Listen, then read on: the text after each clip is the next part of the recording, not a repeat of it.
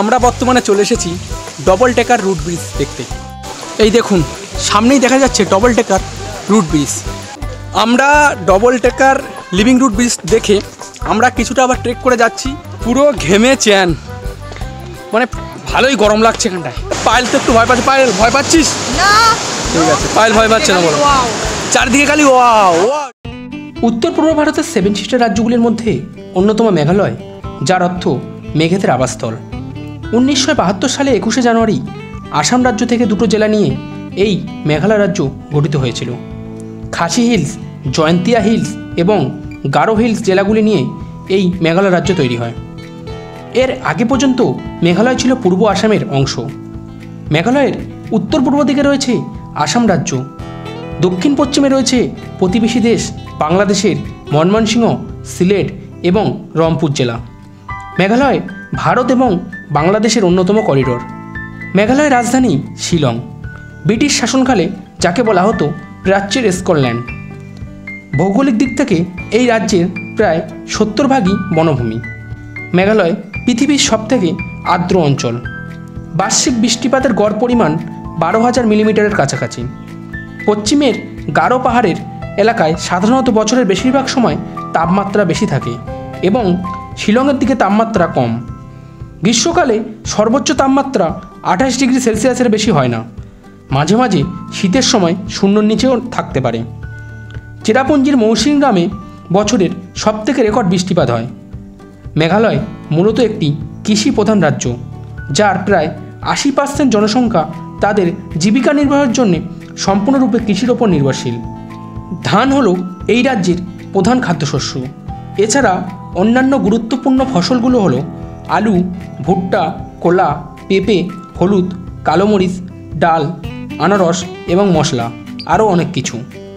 মেঘালয় রাজ্যের উপজাতিরা সংখ্যাগরিষ্ঠ, যার মধ্যে বৃহত্তম খাসি, তারপর গারো ও জয়ন্তিয়া। এগুলি ব্রিটিশদের কাছে পার্বত্য উপজাতি নামে পরিচিত ছিল। জনসংখ্যার 75% খ্রিস্টান। এখানে মাতৃতান্ত্রিক সমাজ ব্যবস্থা বিদ্যমান। উত্তরাধিকার ও বংশ পরম্পরায় মেয়েদের পরিবার হতেই নিয়ন্ত্রিত। পরিবারের সবচেয়ে ছোট মেয়ে সব সম্পত্তির মালিক হয় এবং সেই মেয়েই বাবা মায়ের দেখাশোনা করতে হয়। তাছাড়া যেসব পরিবারে কন্যা সন্তান নেই, তারা পুত্রবধূকে পরিবারের উত্তরাধিকার হিসাবে স্বীকৃতি দেয়। এই হলো মেঘালয় রাজ্যের সংক্ষিপ্ত পরিচয়। মেঘালয় ভ্রমণের তৃতীয় দিন শুরু হচ্ছে চেরাপুঞ্জি থেকে।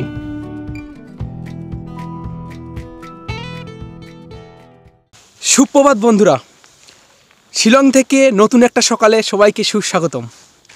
তো আজ খুব সকাল সকাল উঠে পড়েছি আমরা, কারণ আজ যাচ্ছি ডবল ট্রেক করতে। ওখানে একটা লিভিং রুট ব্রিজ আছে, ওই ব্রিজটা ট্রেক করতে। তো আমরা সকাল সকাল বেরিয়ে পড়লাম সেই ট্রেকের উদ্দেশ্যে। চলুন আজ সারাটা দিন খুব এনজয়, আনন্দ হবে।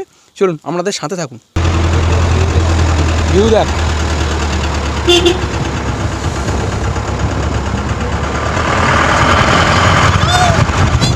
দেখা যাচ্ছে না নিচে।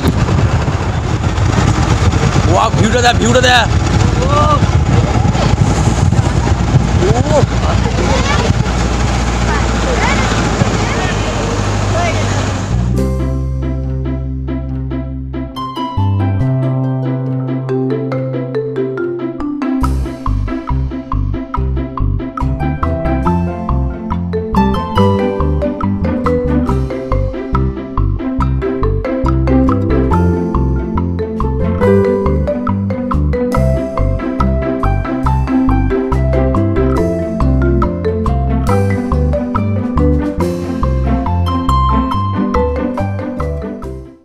এখানে যাওয়ার আগে লাঠি আছে, আপনারা নিয়ে নিতে পারবেন।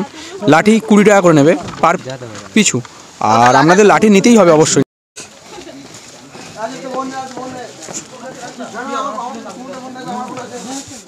তো আমরা এই মুহূর্তে যাচ্ছি ডবল টেকার যে লিভিং রুট ব্রিজ আছে সেই ব্রিজটা ট্রেক করতে বা দেখতে। তো আমরা এখন নামছি, কিছুটা নেমে টিকিট কাউন্টার আছে, সেই টিকিট কাউন্টার থেকে টিকিটটা কাটবো, কেটে তারপরে আমরা ট্রেক শুরু করব। তা চলুন আপনাদেরকে জানাই এখানে যেতে কত টাকা টিকিট লাগে। কাটতে গেলে কিছুটা নিচে নামতে হবে, তো আমরা যাচ্ছি সে নিচেই। আর এই দেখুন আমাদের সবাই তৈরি। সুমনদা তৈরি তো? তুমি নামতে পারবে? উত্তম, তুমি কি নামতে পারবে? কত কিউট কিউট কিউট কিউট। আর যারা যারা এখানে গাইড নেবে, এক একটা গাইড পিছু আপনার 1000 টাকা করে দিতে হবে। আপনাকে পুরো ঘুরিয়ে আনবে, দুটো জায়গা নিয়ে যাবে, 1000 টাকা দিতে হবে টোটাল। পুরো পথটাই উতরাই, পুরোটাই সিঁড়ি দিয়ে নামতে হবে আপনাকে। আর এখানে টোটাল যা সিঁড়ি বললো 3500 মতন সিঁড়ি আছে, সেই সিঁড়ি দিয়ে আপনাকে নামতে হবে। আর যথেষ্টই হাইট আছে সিঁড়িগুলো। তো সবাই আস্তে আস্তে নামবেন, কারণ পাহাড়ে ওঠা বা নামার সময় আপনাদের খুব কষ্ট হবে, তাই আস্তে আস্তে করাটাই বেস্ট। আর এই নেচার যদি দেখতে হয় আরও ভালো করে, তাহলে আপনাদের অবশ্যই আসতে হবে বর্ষার সময়, কারণ বর্ষার সময় এই চেরাপুঞ্জির ওয়েদার খুব সুন্দর থাকে। আর এখানে যে জলপ্রপাতগুলো আছে, জল তো পুরো ভর্তি, আর মানে জলের পরিমাণটা অনেক থাকে। তো আপনাদের বর্ষার সময় আসলে খুব সুন্দর একটি ভিউ পাবেন।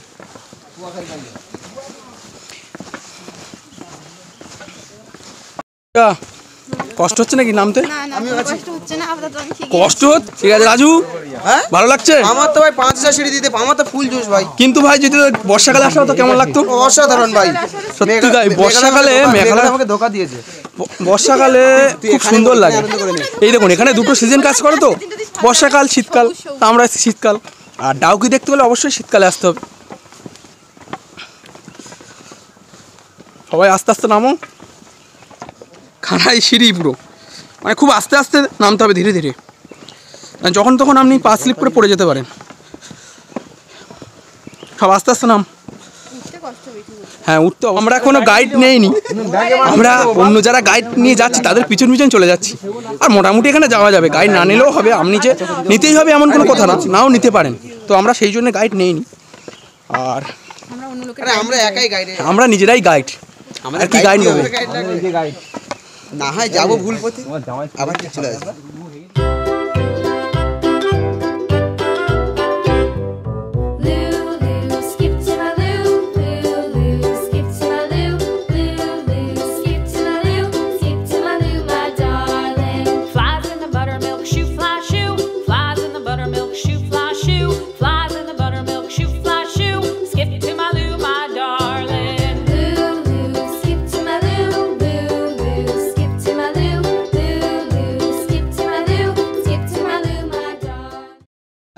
এই ভিউ পয়েন্টে এসে দাঁড়িয়েছি, আর এখানটায় আপনারা একটু রেস্ট বা বসে নিতে পারবেন।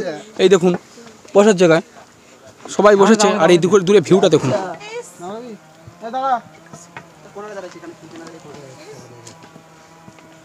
ছোট ছোট ভাইরা বা বোনেরা উপর থেকে নিচ থেকে উপরে উঠছে।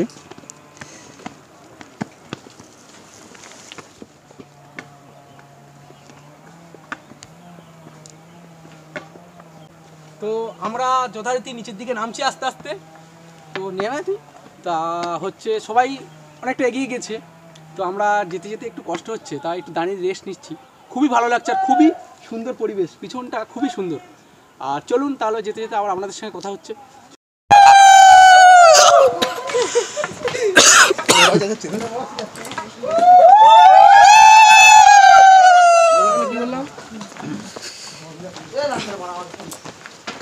তাড়াহুড়ো করবো না, দিলাম কিন্তু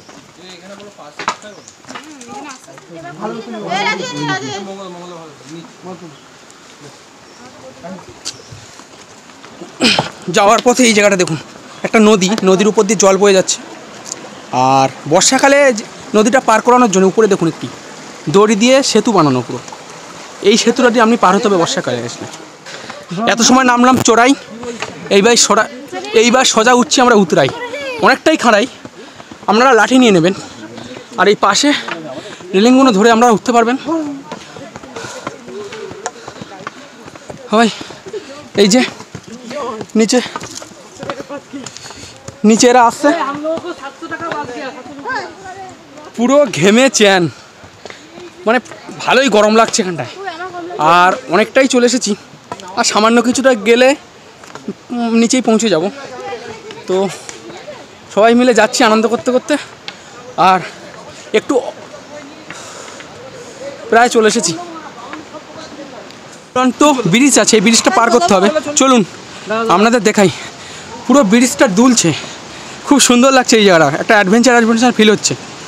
ব্রিজটা পুরো দুলছে আর এর তো নিচ দিয়ে একটা নদী বয়ে গেছে, দূরে উচ্চমান পাহাড় আর নিচে খরস্রোতা নদী, আর পুরোটাই লোহার ব্রিজ। এই দেখুন, এই দেখুন খুব সুন্দর লাগছে এই জায়গাটা, একটা গা ছমছমে অ্যাডভেঞ্চার একটা পরিবেশ তৈরি হয়েছে এই জায়গাটা। উপরে দেখুন সুউচ্চমান পাহাড়।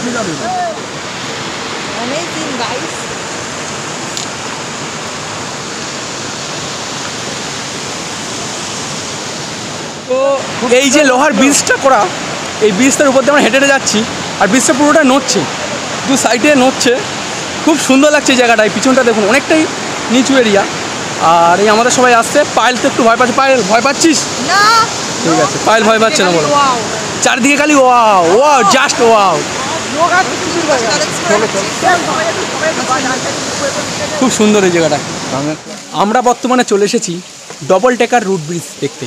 তো এখানে আসার জন্য এন্ট্রি ফিস দিতে হবে 50 টাকা করে, এক একজনের টিকিট কাটতে হবে 50 রুপিস। আর এখানে এসে একটি ছোট ঝর্ণা বা নদী বলতে পারেন এমন একটা জায়গা আছে, ওখান থেকে খুব সুন্দর সুন্দর ফটো আপনি তুলতে পারবেন। আর আমার পিছনে ডবল টেকার রুট ব্রিজ, যেটি পুরোটাই শিকড়ের ব্রিজ। তো চলুন তাহলে আপনাদেরকে দেখাই সেই ডবল টেকার রুট ব্রিজ। এই দেখুন সামনেই দেখা যাচ্ছে ডবল টেকার রুট ব্রিজ। ব্রিজটার নিচ থেকে আপনাদের কিছুটা ভিউ আমি দেখাচ্ছি, পুরো ব্রিজটার দেখুন।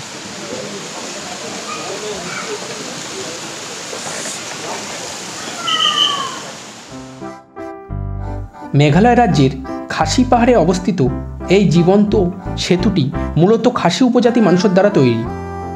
এই জীবন্ত সেতুটি রাবার গাছের শিকড়ের মাধ্যমে তৈরি করা হয়েছে। এই সেতুটি সমতল থেকে প্রায় 2400 ফুট উচ্চতায় দাঁড়িয়ে আছে।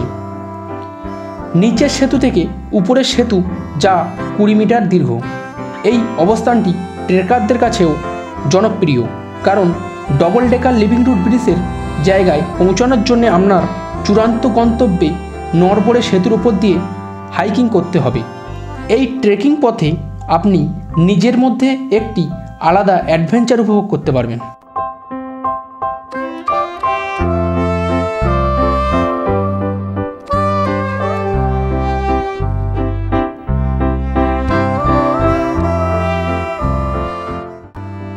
এই double decker living root bridge দেখা হয়ে গেলে আপনি আবার ট্রেক করে উপরে রেনবো ওয়াটারফলস দেখতে যেতে পারেন।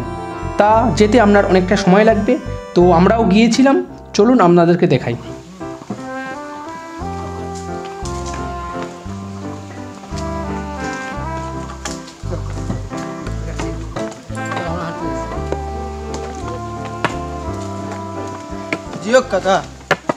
আমরা ডবল টেকার লিভিং রুট ব্রিজ দেখে আমরা কিছুটা আবার ট্রেক করে যাচ্ছি রেনবো ওয়াটারফলস দেখতে।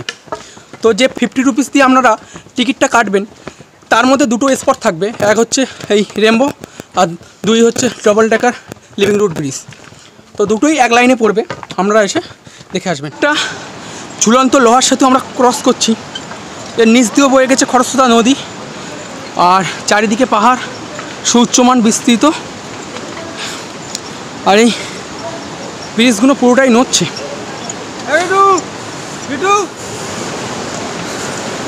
খুব ভালো লাগছে এই জায়গাটা দেখুন, শুধু আস্তে খুব সাবধানে নামতে হবে।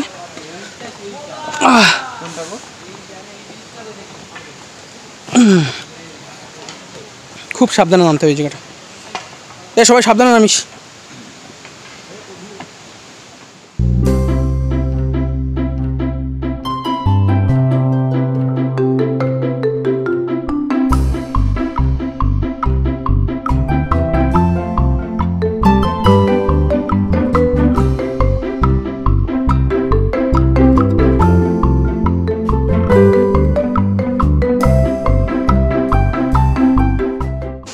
তো প্রায় 1.5 ঘন্টা একটু বেশি ট্রেক করার পর আমরা এসে পৌঁছেছি রেনবো ওয়াটারফলস। খুব উচ্চতা এই পাহাড় পিছনের, তার উপর থেকে জলটা নামছে নিচে, আর এখানে শুনেছি নাকি রামধনু দেখা যায়। তো আমি নিচে যাব, নিচে গিয়ে আপনাদের দেখাবো যে রামধনু দেখা যাচ্ছে কি না। তো আমরা এখানে দাঁড়িয়ে একটি ভিউ পয়েন্ট থেকে প্রচুর ফটো তুলছি, আর নিচে যে জলের কালারটা খুব দারুণ। তো যদি স্নান করা সম্ভব হয় আমরা গিয়ে স্নান করব, আপনাদের তাও দেখাবো।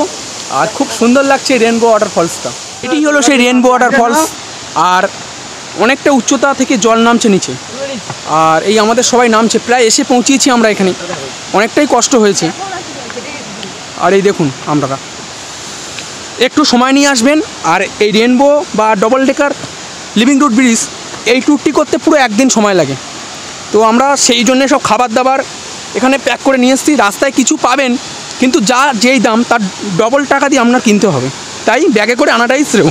তাই আমরাও খাবার নিয়ে চলে এসেছি, সকালের ব্রেকফাস্ট, দুপুরের লাঞ্চ। তো এবার লাঞ্চ একটু পরেই করে নেবো এখানে।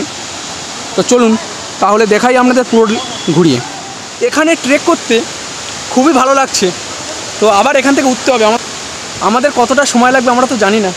তো আস্তে আস্তে নিচে যাচ্ছি, আর দূরে সাউন্ড শুনতে পাচ্ছেন ঝর্ণার জলের যে কতটা আওয়াজ নিয়ে পড়ছে। আর এই আমার পিছনে রাজেশ নামছে, আর এখানে একটি ঠান্ডা হাওয়া খুব সুন্দর লাগছে, গায়ে লাগছে। আর সামনে আমরা দেখতে পাচ্ছেন, দেখুন রেনবোটা কেমন আছে। এই দেখুন রেনবো দেখতে পাচ্ছেন, আর নিচে যে জলের কালারটা, সেই কালারটা আপনারা দেখুন। আর আমরা যে দাঁড়িয়ে আছি এই মুহূর্তে, আমাদের গায়ে পুরো জলের বাষ্প পুরো ভেসে যাচ্ছে, জলের বাষ্প আমাদের গায়ে এসে পড়ছে। খুব সুন্দর লাগছে জায়গাটা, খুব সুন্দর।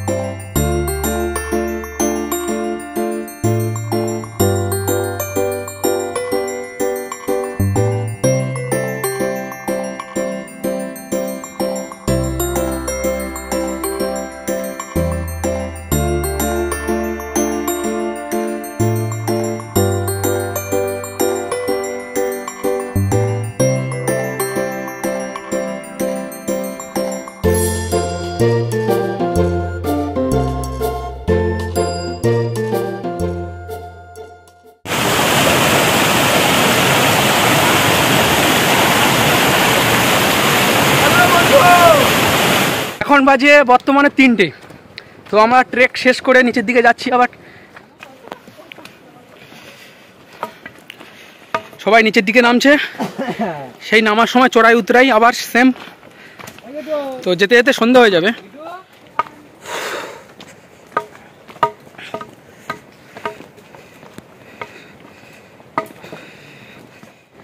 রাজু কষ্ট হচ্ছে?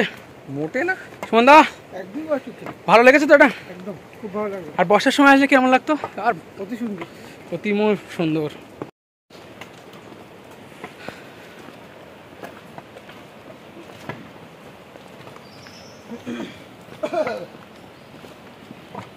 ভয় পাচ্ছে কেমন? এবি হাঁট।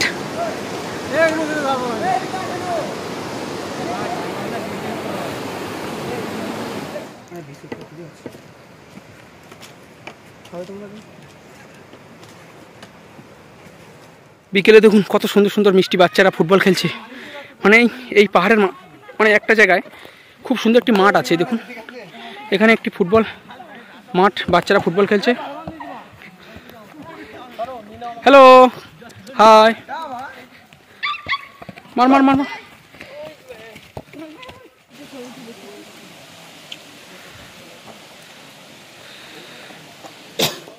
সুন্দর সুন্দর পাহাড়ি ফুল ফুটেছে, বিকালের সৌন্দর্য দেখছি আমরা। একটি পাহাড়ি গ্রাম বিকালে খুব সুন্দরভাবে সেজে উঠেছে। এখানে একটা ভাই, হ্যালো, হাই হাই, এই দেখুন কিউট, হাই, বাই বাই,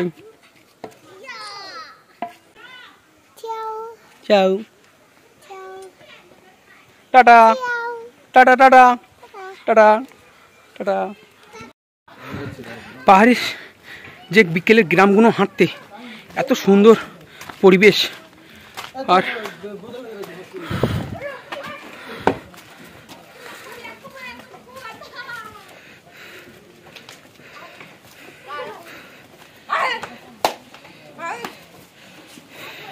কি করি রাস্তা ফোন সাবধানে কোনো কিছু নেই যে ফোন দেবেন সাবধানে রাখবি উপরে যা একটা হেলিকপ্টার পাঠাতে না দড়ি পাঠাতে দড়ি গেছিল রাজু বাহ